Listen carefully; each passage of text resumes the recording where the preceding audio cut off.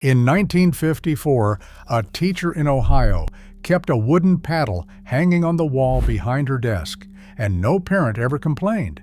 Today, that same paddle would end her career by lunchtime, but that is only the beginning.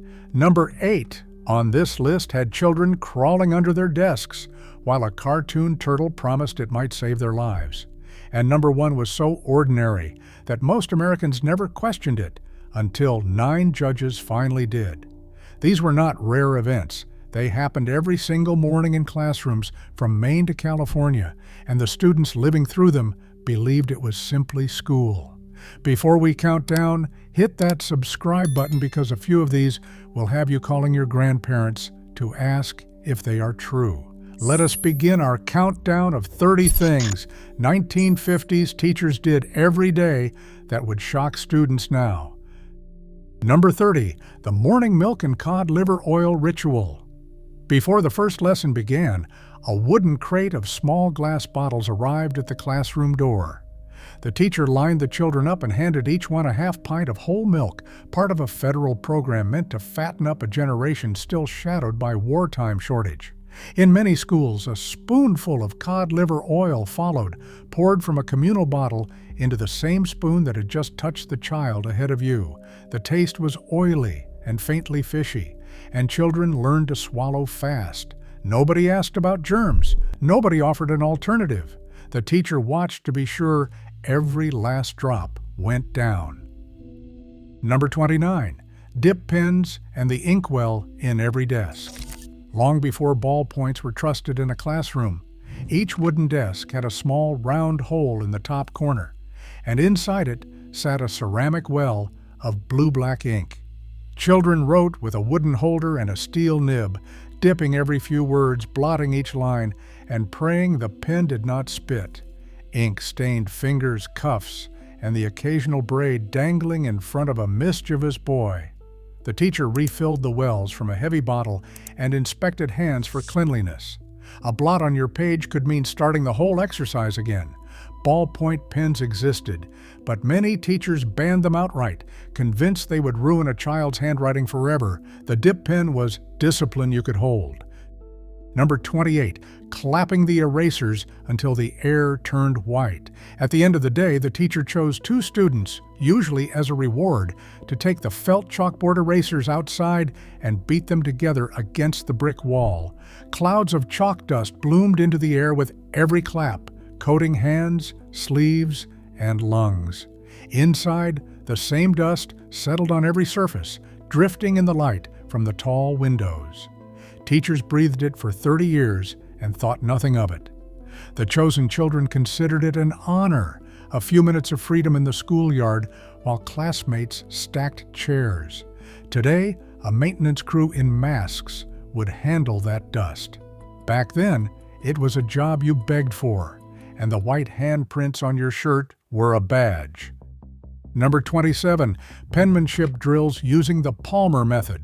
For 20 minutes a day, sometimes more, students did nothing but form loops.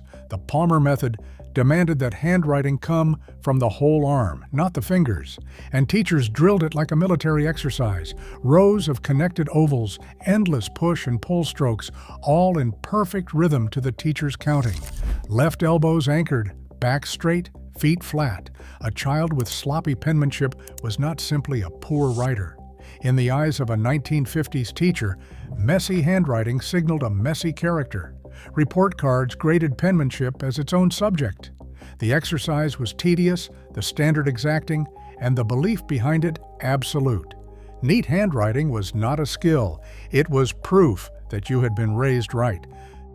Number 26. Diagramming sentences on the blackboard. To understand a sentence, students did not just read it, they dismantled it. The teacher would write a sentence on the board, then call a child up to break it into a skeleton of horizontal and slanted lines, sorting subject from predicate, adjective from adverb, each word placed on its proper branch. It looked like the wiring diagram of a machine. Get one branch wrong in front of the class, and the chalk would pause while the teacher waited, silent, until you found the error yourself. This was grammar taught as engineering. Modern students often finish school never having seen a sentence diagram in their lives. In 1955, a child could map the grammar of a paragraph before they could ride a bicycle across town. Number 25. The Ditto Machine and its purple perfume. When the teacher wanted to hand out a worksheet, there was no photocopier down the hall. Instead, she cranked a mimeograph or spirit duplicator, and out came pages printed in soft purple ink that smelled sharply of solvent.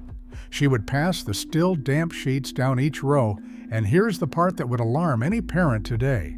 Children pressed the warm paper to their faces and breathed in deeply because the chemical smell was oddly pleasant, and every classroom knew it.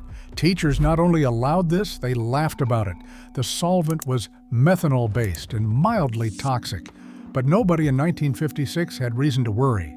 That purple ink and its sweet fumes are a memory almost no one under 50 can share. Number 24. Standing to recite, answering in unison. A 1950s classroom was rarely a place for raised hands and casual answers. When the teacher asked a question, the chosen student stood up beside the desk, spine straight, and delivered the answer aloud to the whole room. Multiplication tables, state capitals, the presidents in order, all recited from memory in a rhythmic chant the entire class performed together. The sound of 30 voices reciting 7 times 7 is 49 echoed down the hallway.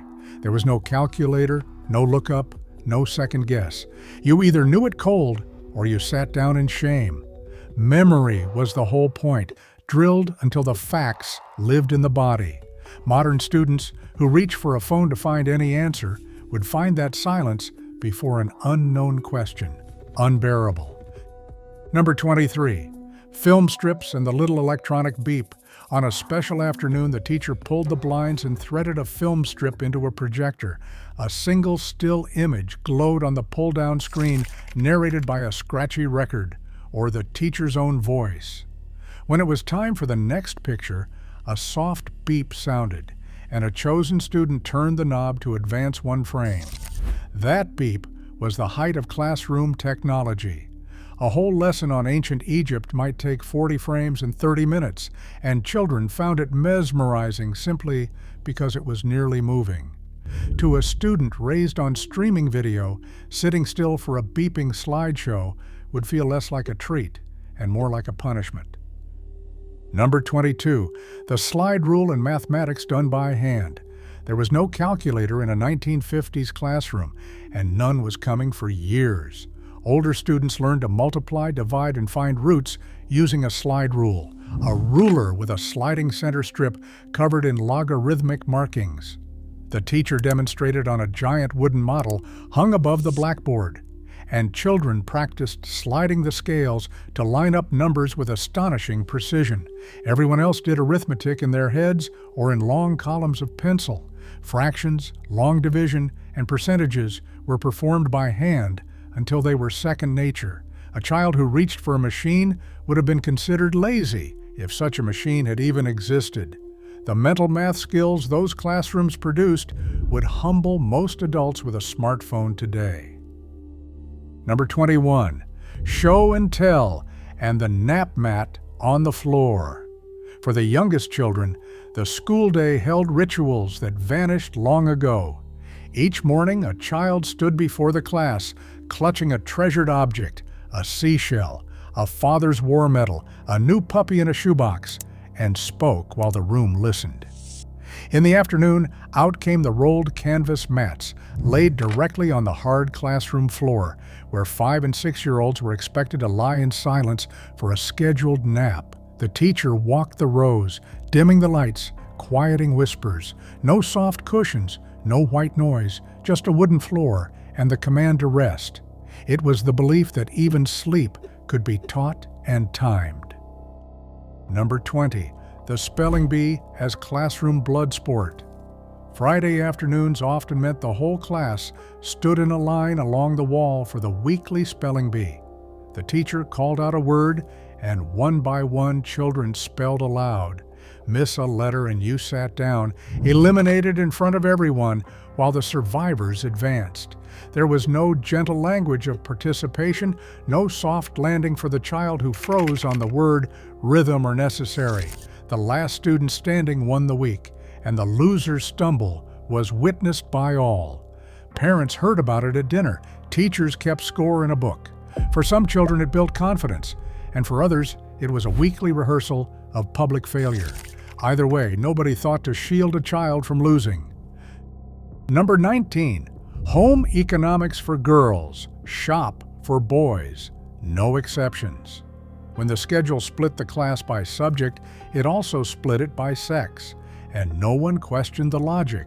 Girls filed into the home economics room to learn sewing, baking, ironing, and how to set a proper table for a husband who would come home hungry. Boys marched to the shop or the woodroom to learn saws, engines, and metalwork. A girl who wanted to build a birdhouse and a boy who wanted to bake a cake were quietly redirected. The teacher was not being cruel. She was preparing children for the only future she believed the world would offer them. That rigid sorting, delivered every single day without apology, would stop a modern classroom cold.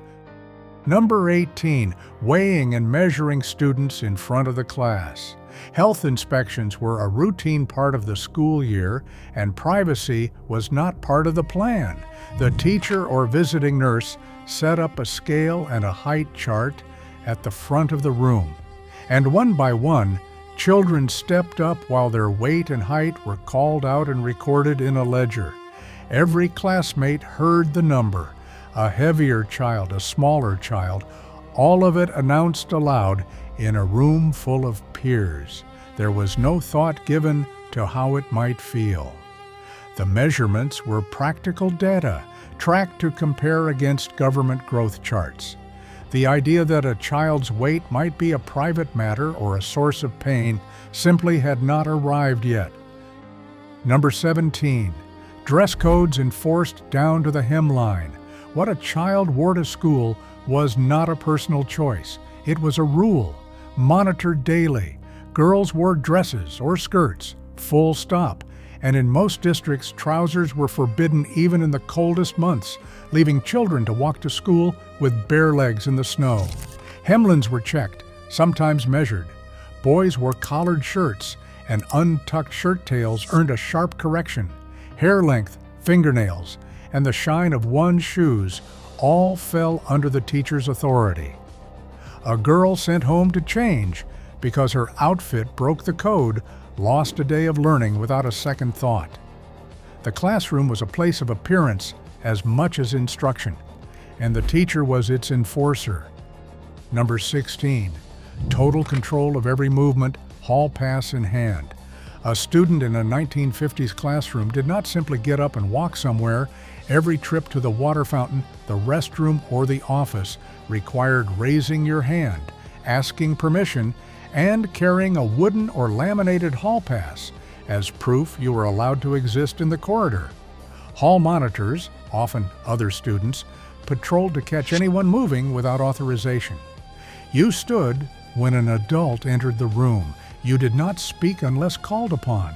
You walked in single file, silent, hands at your sides. The teacher orchestrated the physical movement of 30 children like a conductor. That level of bodily control, minute to minute, all day long, would feel to a modern student less like school and more like a barracks. Number 15. The dunce cap and the corner of shame. Punishment in the 1950s was frequently public and designed to humiliate. A child who failed a lesson or misbehaved might be made to wear a tall conical paper hat, the dunce cap, and sit on a stool facing the corner while the class continued behind them. The word dunce announced to everyone that this student had failed to learn. Others were simply ordered to stand in the corner, nose to the wall, sometimes for an hour, as a lesson to the rest. There was no counseling, no private word after class. The shame was the tool, applied in full view. Teachers believed embarrassment was a great motivator, and for a frightened 7-year-old, the corner was a place you did anything to avoid. Number 14. Writing lines until your hand cramped. For minor offenses, talking out of turn, chewing gum, passing a note, the standard sentence was to write the same line over and over, sometimes 100 times, sometimes 500. I will not talk in class. I will not talk in class. Down the page, across the sheet, filling both sides until the words lost all meaning and the hand ached. The teacher collected the pages and counted them. A child who wrote too fast and grew sloppy might be told to start again. It was tedium as discipline, hours of a child's life spent copying a single sentence into their memory through sheer repetition. Modern educators would call it pointless. In 1955, it was a perfectly respectable way to make a lesson stick. Number 13. Teachers smoking inside the school. The adult who taught your child to read very likely lit a cigarette the moment the bell rang. Teachers smoked in the faculty lounge, in the hallways, and in some cases at their own desks after hours, ashtrays sitting openly on classroom shelves. Smoking was not a vice to be hidden. It was ordinary, even sophisticated, and the health warnings were still years from taking hold. Children grew up in buildings where the smell of tobacco drifted from under the lounge door, and a teacher stepping out for a smoke break was as normal as one stepping out for coffee. The idea that this was harmful to the teacher or to the children breathing that air would have struck most people in 1953 as absurd. Number 12, forcing left-handed children to write with their right hand. A child who reached for a pencil with the wrong hand was quietly and sometimes harshly corrected. Left-handedness was seen as a defect to be trained out, and teachers would tie a child's left hand behind their back, wrap the knuckles, or simply move the pencil to the right hand again and again until the child gave in. Many left-handed adults from that era developed lifelong stutters, cramped writing, or a quiet shame they carried for decades. The teacher was not acting out of malice. She had been taught that right-handed was correct and left-handed was wrong, and she passed that certainty down. Today we understand how much harm that correction caused. Then it was simply fixing a problem. Number 11, the Lord's Prayer to open the day. In classrooms across America, the school day began not with a bell alone, but with prayer. Children folded their hands, bowed their heads, and recited the Lord's Prayer aloud in unison, led by the teacher, before a single lesson began. It was as routine as taking attendance. No one asked what faith a child practiced at home or whether they practiced any. The words were assumed, universal, part of the fabric of the morning. This continued until 1962, when the Supreme Court ruled in Engel versus Vitale that state-sponsored prayer in public schools violated the Constitution. For millions of Americans who grew up before that decision, a school morning without prayer would have seemed unimaginable, even wrong. Number 10, daily Bible reading over the intercom. Alongside prayer came Scripture. In many districts, each morning began with a passage from the Bible read aloud by the teacher or broadcast through the classroom speaker by the principal, followed by a moment of silence. Children heard verses recited the way they heard the weather as part of the daily briefing. It was woven so tightly into the school routine that its presence went unremarked. Then in 1963, the Supreme Court ruled in Abington School District versus Shemp that mandatory Bible reading in public schools was unconstitutional, ending the practice nationwide. A generation that had opened every school day with Scripture suddenly found the morning silent of it. To students today, the idea of a public school broadcasting Bible verses each morning is genuinely startling.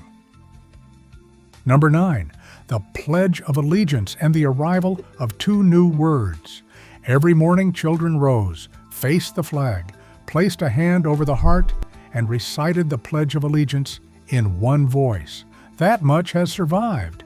What would surprise a modern student is that in 1954, in the middle of the decade, the words "under God" were officially added to the pledge by an act of Congress, driven by Cold War anxiety and a desire to distinguish America from godless communism. Children who had recited the old version their whole young lives now learned to pause and insert the new phrase. The teacher drilled the change until it was seamless. The pledge itself remains, but the story of how it was rewritten mid-decade and why is a piece of history few students ever hear. Number 8. Duck and Cover and the Turtle Who Promised Safety. Here is where the classroom met the terror of the age. At the sound of a siren or a teacher's sudden command, children dropped to the floor, crawled beneath their wooden desks, and covered their heads with their arms, curling up as small as they could. This was the Duck and Cover drill, rehearsal for a nuclear attack, and it was practiced as routinely as a fire drill. A cheerful cartoon named Bert the Turtle taught children the steps, ducking into his shell whenever danger appeared.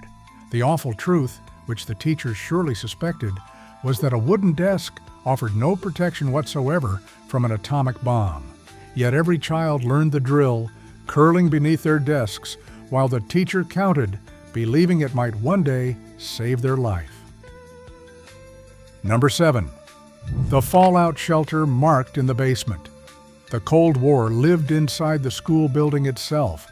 Many schools were designated as public fallout shelters, their basements stocked with government-issued survival crackers, water drums, and sanitation kits, all marked with the black and yellow radiation symbol that hung by the door. Children walked past those signs every day. Teachers led them through the procedures for sheltering underground in the event of a nuclear strike, pointing out where the supplies were kept and how long they might have to stay. Imagine being 8 years old and knowing exactly which basement corner you would huddle in when the bombs fell. For students today, the sight of a fallout shelter sign in their own school and lessons on how to use it would be almost impossible to comprehend. Number 6. Lining up in the gym for the polio shot. In the early 1950s, polio was the terror of every American parent, an unseen disease that could leave a child in a leg brace or an iron lung by summer's end. When Jonas Salk's vaccine was proven safe in 1955, schools became the front line of the largest immunization campaign the country had ever seen. Teachers organized entire grades into long lines in the gymnasium, sleeves rolled, waiting for a nurse with a needle. There were no permission forms, as we know them, no lengthy discussion. The shot was administered, the child returned to class, and a nation slowly beat back a plague inside its own school buildings. It was public health on a massive scale, run straight through the classroom. Number 5. Teachers signing loyalty oaths under the shadow of McCarthy. This one shocks not for what happened to the students, but for what happened to the teacher standing at the front of the room. During the Red Scare of the 1950s, many states required teachers to sign loyalty oaths swearing they were not communists and belonged to no subversive organization. Refuse to sign, and you lost your job. Teachers were investigated, questioned, and sometimes fired on the strength of a rumor or an old political association. The person teaching children about American freedom was, at the same moment, being forced to prove their own loyalty under threat of ruin. That fear hung quietly over the profession for years. Students rarely knew, but their teacher may have signed away their right to a private conscience just to keep the job. Number 4. The paddle, the ruler, and corporal punishment as routine. Here is the practice that defined classroom discipline for the entire era. Corporal punishment was not only legal, it was expected. A teacher might rap a child's knuckles with the edge of a wooden ruler for a wrong answer, or send a misbehaving student to bend over for several swats with a wooden paddle, sometimes in front of the whole class, sometimes in the principal's office. Parents did not object. Many sent their children off with the blessing, "If he acts up, you have my permission." The paddle hung on the wall in plain sight, a constant reminder. Discipline was physical, immediate, and unquestioned. To a student today, the sight of a teacher striking a child as a normal part of the school day would be nothing short of unthinkable. Number 3. Firing female teachers the moment they married or became pregnant. One of the harshest rules fell on the teachers themselves, specifically the women. In much of the country, a female teacher was expected to be single, and in many districts, marriage bars meant a woman was dismissed the moment she married on the assumption that her place was now in the home. Pregnancy was even more decisive. A visibly pregnant teacher was forced to resign, sometimes ordered to leave the moment her condition began to show, as though her very presence would raise improper questions in the minds of children. Talented women lost careers overnight for the crime of starting a family. The children lost teachers they loved with no explanation. That a marriage or a baby could end a woman's profession was simply the accepted order. Number 2, the teacher as absolute, unquestioned authority. Above every specific rule sat one governing truth. The teacher's word was final, and no one, child or parent, challenged it. If a teacher said you were wrong, you were wrong. If a teacher punished you, your parents most often punished you again at home for embarrassing the family. There was no appeal, no conference to hear the student's side. The teacher commanded silence with a look and obedience with a word. A student who talked back was not expressing themselves. They were committing a serious offense. That total, unquestioned authority shaped every hour of the school day, and its absence is perhaps the single biggest gap between a 1950s classroom and one today. Number 1, segregated classrooms, separate and deeply unequal. At the very top sits the practice that shames the era most and shocks the modern student most deeply. In much of the country, black and white children were forbidden by law from learning in the same classroom. Black students were sent to separate schools, often crumbling, underfunded, and miles from home, handed the worn-out textbooks discarded by the white schools across town. Teachers enforced this separation as the settled law of the land. In 1954, the Supreme Court ruled in Brown versus Board of Education that separate schools were inherently unequal and unconstitutional. But the walls did not fall overnight. Children were escorted past screaming crowds by armed guards simply to enter a schoolhouse door. That a child's classroom was once decided by the color of their skin remains the most staggering truth of all. Across all 30 entries, these classrooms tell the story of a very different America, one built on obedience, thrift, fear, and certainty. Some, like the dip pen and the ditto machine, are simply relics of a slower age. Others, like the paddle and the segregated classroom, mark real cruelty we were right to leave behind. Which of these did your parents or grandparents actually live through? Tell me in the comments which one surprised you most, and whether any were still happening when you were in school.